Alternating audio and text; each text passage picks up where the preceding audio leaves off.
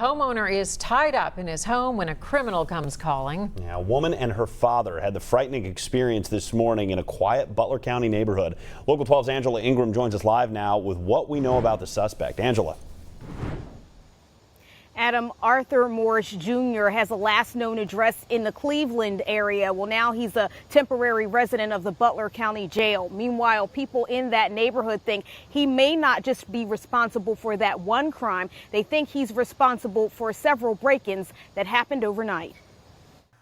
They broke that in right there, and you can see all the glass all over.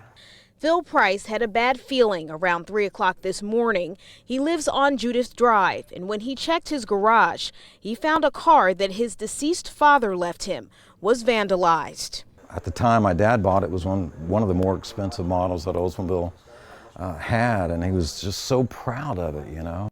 His was not the only overnight burglary. My neighbor's shed in the back had been broken into because the doors were wide open. Neighbor directly across the street from him, they had gotten into his two sheds in the backyard. One street over on Beaty Lane, more of the same. And at 4 in the morning, police got a call that a homeowner was the victim of a home invasion. He walked outside at 4 in the morning and someone had attacked him in the back of the house there. Then they tied him up in the garage. Police say 37-year-old Arthur Morris Jr. had beaten the victim while burglarizing his house. The only information we have on him as far as residency is he's down from Cleveland and he has a history of burglary and theft in the past. At this point, police don't know for certain whether Morris is responsible for all of the break-ins, but neighbors think it's no coincidence. They're kind of thinking that's the same group.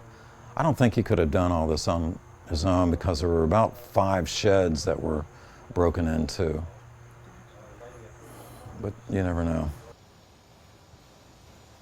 And medics rushed the victim to the hospital. Police are telling us that he will recover, that he has non-life-threatening injuries, but still his adult daughters are understandably upset about what happened. They live with him. Reporting live from the Fairfield Township Police Department, Angela Ingram, Local 12 News. Adam, back to you. Very scary stuff, Angela. Thank you for that. Now, Morris, as you heard, had a last known address in the Cleveland area. He now faces several charges, including aggravated burglary, kidnapping, and felonious assault.